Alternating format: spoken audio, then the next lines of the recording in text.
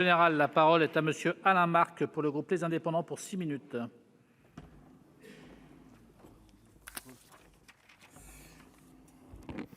Monsieur le président, madame la ministre, monsieur le président de la commission des lois, monsieur le rapporteur, mes chers collègues, depuis de nombreuses années, les règles de notre procédure pénale ont été adaptées afin de mieux régler certains contentieux pénaux spécifiques qui, en raison de leur nature ou de leur gravité, justifiaient qu'ils soient traités selon des procédures particulières faisant intervenir des magistrats ou des juridictions spécialisées.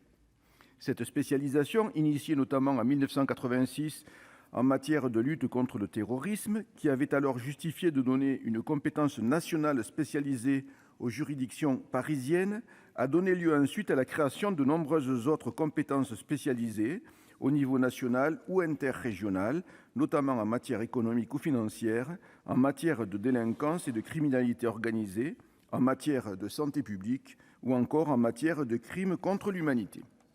Cette exigence de spécialisation a plus récemment conduit à la création du parquet national financier par la loi du 6 décembre 2013 relative à la lutte contre la fraude fiscale et la grande délinquance financière, puis du parquet national antiterroriste par la loi du 23 mars 2019 de programmation 2018-2022 et de réforme pour la justice.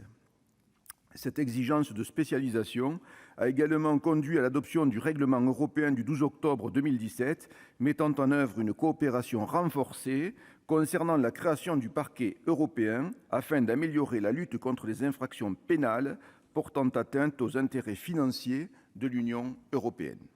Les principaux objectifs du projet de loi que nous examinons cet après-midi sont ainsi d'adapter notre législation à la création du parquet européen et de poursuivre l'amélioration des dispositifs actuels de notre droit national concernant la justice pénale spécialisée.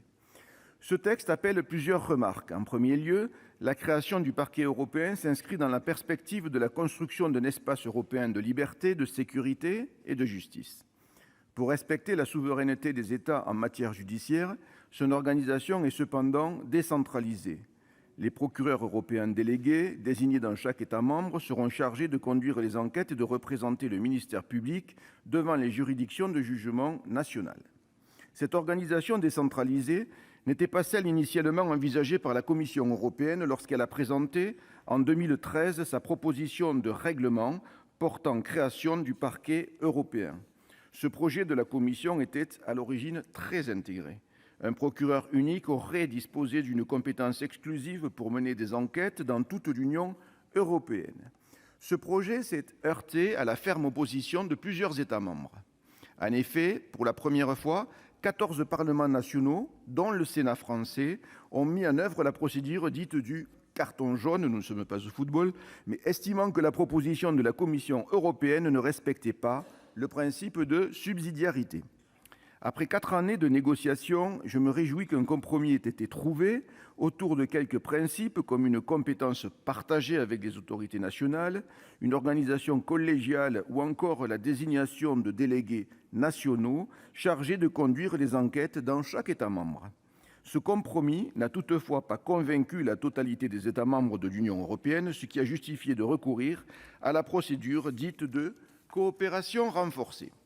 22 États y participent à l'exclusion de l'Irlande et du Danemark, qui bénéficient d'une clause dite d'opt-out, dans les domaines de la justice et des affaires intérieures, ainsi que de la Hongrie, de la Pologne et de la Suède qui ont refusé de s'y joindre.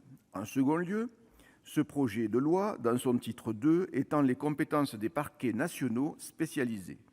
Il propose également de créer un pôle spécialisé dans le contentieux environnemental dans le ressort de chaque cour d'appel. Enfin, il fixe des règles destinées à régler les conflits de compétences entre juridictions. Ces dispositions ne présentent aucune difficulté. Enfin, ce projet de loi comporte des mesures diverses qui procèdent à des adaptations dans le Code de procédure pénale afin de tenir compte de décisions rendues par le Conseil constitutionnel ou par la Cour de cassation. Il contient aussi 2 mesures de fond.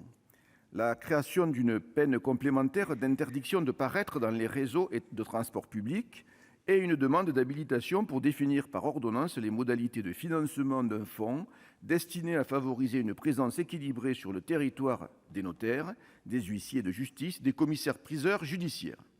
Je me félicite que, lors de ces travaux, la commission ait apporté quelques modifications sans remettre en cause les équilibres du projet de loi.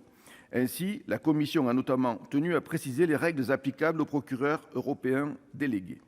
Elle a également complété les dispositions relatives à l'interdiction de paraître dans les transports publics pour rendre cette mesure opérationnelle. Enfin, elle a supprimé une demande d'habilitation afin d'autoriser directement les ordres professionnels des commissaires de justice et des notaires à percevoir auprès de leurs membres des contributions destinées à financer des aides à l'installation ou au maintien des professionnels. À cet égard, je tiens à saluer la qualité des travaux du rapporteur, notre collègue Philippe Bonnecarrère.